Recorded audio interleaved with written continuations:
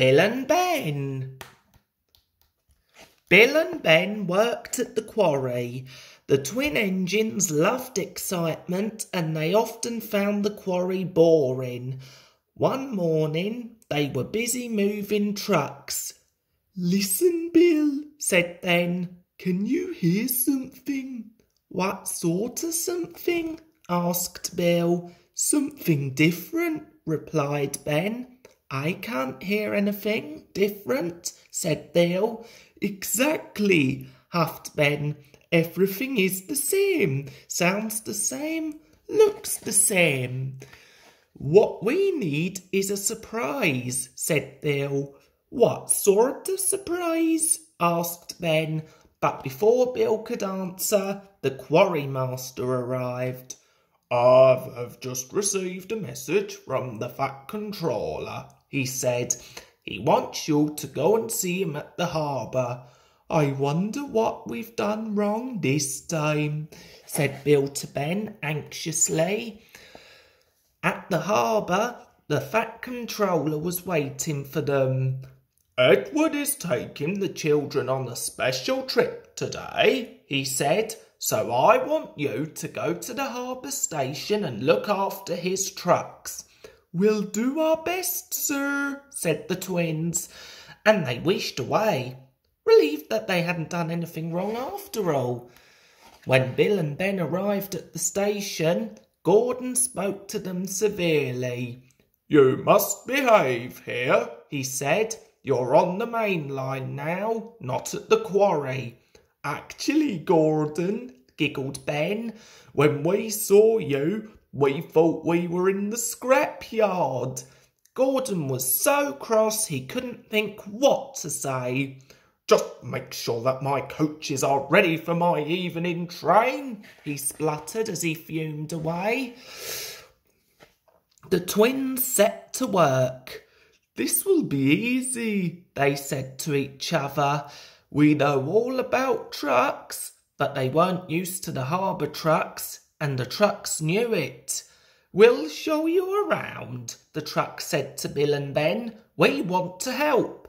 Bill and Ben should have known better than to believe them. The trucks told Bill and Ben to put things in all the wrong places. Soon the yard was in a dreadful muddle. When Gordon saw what had happened, he was furious. "You've blocked me in," he said to Bill and Ben. "Now my evening train will be late." The troublesome trucks giggled and giggled. When the Fat Controller found out what had happened, he spoke severely to Bill and Ben.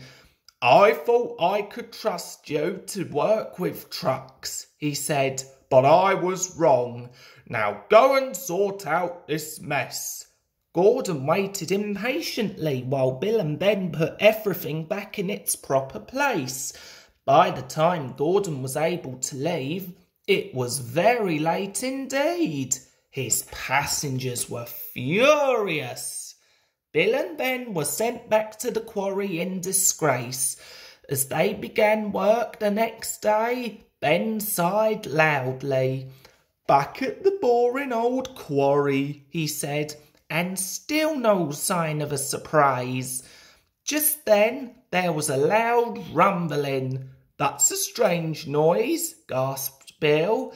"I've never heard a noise like that before." "I have," whispered his driver nervously. "It sounds like a rock slide to me." Then the alarm came. "Danger! Clear the quarry!" shouted the quarry master.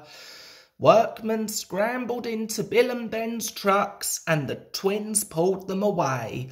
Rocks were just beginning to tumble down into the quarry. "Thank goodness we're here," said the twins.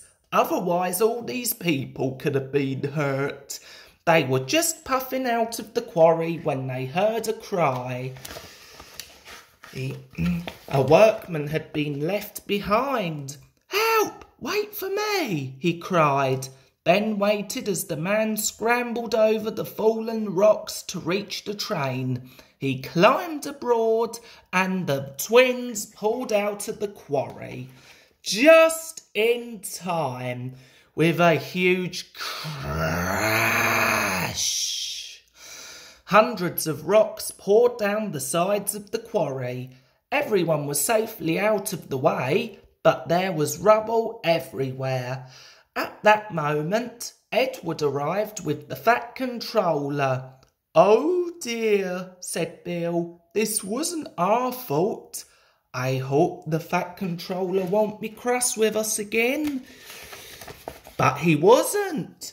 "Bill and Ben," the Fat Controller said, "you may have a lot to learn about trucks, but you behaved quickly and bravely in an emergency.